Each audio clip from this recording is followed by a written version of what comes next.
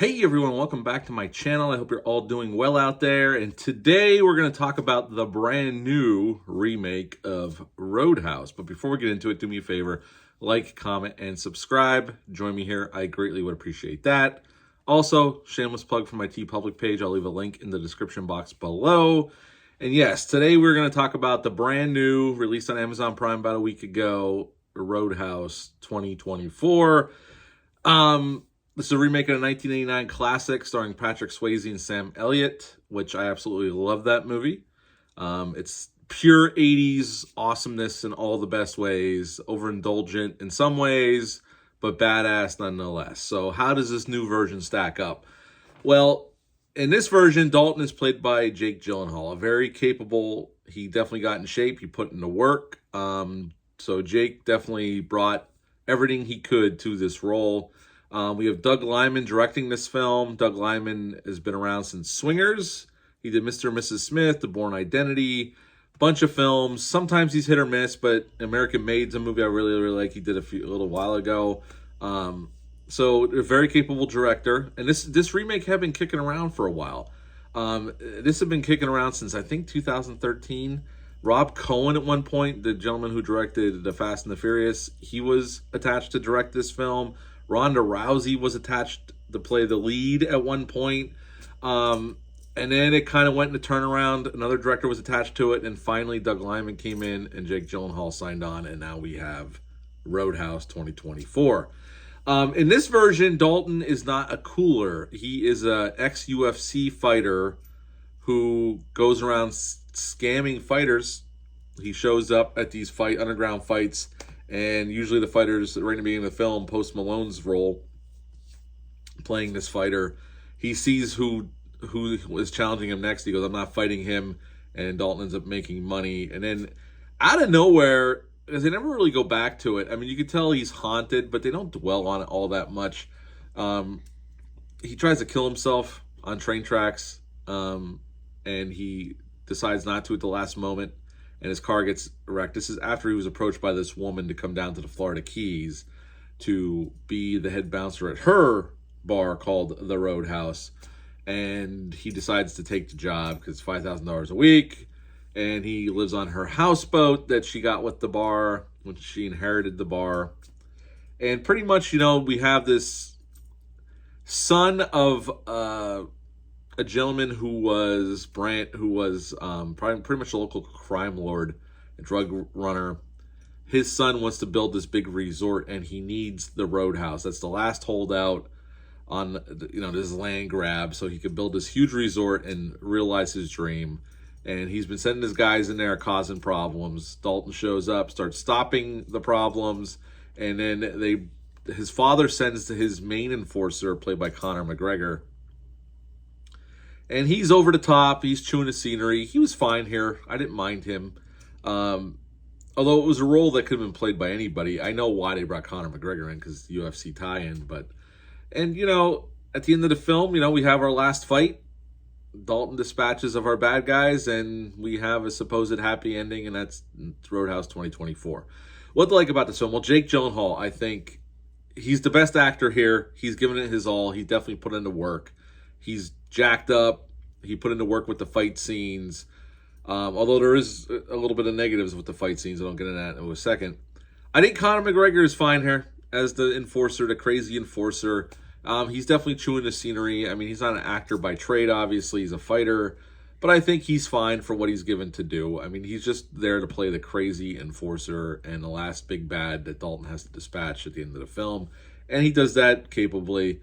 Everybody else is just there, to propel the plot forward. There's no real memorable side characters, not like the original film. There was memorable side characters that were here and there. In this film, not so much. They're just there, they're involved in the story. But other than that, they don't really play a pivotal role or very memorable, really. The action, the fights, which is the main reason we're here, they're not bad. There's some really good ones. There's some negatives with them. We'll get into those in a second. We're into positives. I think it wraps up as predictably as you would guess at the end of the film. There's no surprises really here. So let's get into the negatives. Doug Liman's a very capable director. And I think he does some good work here, and some of the time I don't think the fights are handled all that great.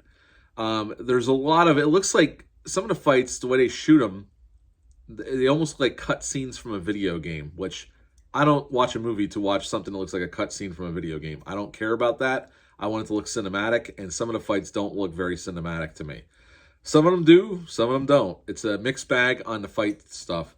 And it looks like they use CGI in certain fights. And to me, if you're going to remake Roadhouse, which was all done for real, obviously, back in '89, but Patrick Swayze was a very capable fighter, and Marshall Teague, who played the main enforcer for the bad guy in the original, was a very capable fighter. So that fight they have on the beach was them two going at it in a fight scene.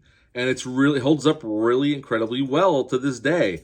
And unfortunately, they decided to use some CGI enhancements on some of the fight scenes. And it's like, we don't need any of this stuff. Why are you doing this? You don't need to use that, just to have the actors choreograph it and go at it. I mean, John Wick is proven we don't need these tricks. You can show a cool fight scene with actors that are willing to commit. And it looked like Gyllenhaal was willing to commit because he got in shape. It looked like he really trained for these moves. So to use CGI enhancements just seems like a cheat, an unnecessary cheat. And one of the other negatives is, I'm getting sick of this digital streaming look that we see over and over again. God, I miss film. I wish we would go back to film. I realize there's advantages to digital. It's a lot easier. You could shoot longer. But honestly, all these movies on digital look the same anymore. They really do. There's no distinction between films. I mean, this is a very stylized film, but it looks like any other streaming film. It's just a little bit better shot because Doug Liman's a very capable director. But, I mean, films like Oppenheimer that was shot on film, or what Tarantino does because he shoots on film, I missed those days. Those films look so much better, so much more cinematic. And I remember all the hubbub about Doug Liman saying this was supposed to go theatrical. I don't see it watching this. It looks like a streaming movie to me. There would have been no point for Amazon. I'm not on Doug Liman's side on this one. This movie, I don't think being in theatrical would have helped it. It doesn't look like a theatrical film. It looks like a streaming film at the end of the day. I'm sorry, Doug Liman. I can't agree with you on that one. This just looks like a streaming movie to me, like every other streaming movie. So yeah, the movie, I think they spent $70 million on it. I looked at, I could have swore I saw that reported somewhere, but don't quote me on that. This movie doesn't look like it cost $70 million. There's some boat stuff later on in the film that they definitely use CGI. It doesn't look that great. Some unnecessary stuff, like the boat stuff was unnecessary. We didn't need any of that. I just felt like, if you're going to remake Roadhouse, this doesn't feel like, and I don't expect them to do the same thing over again, but the original film is a better movie overall. This movie was okay. Gyllenhaal was great.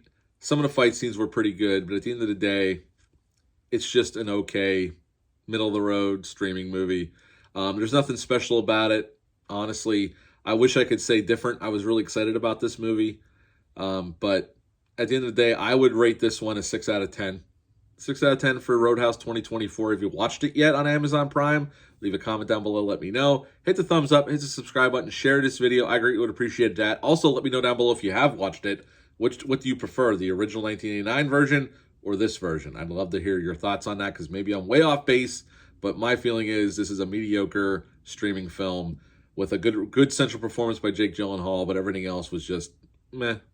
Yep, 6 out of 10 for Roadhouse. Have you seen it yet? Please leave a comment down below. I will be back soon with some more reviews, but until next time, bye.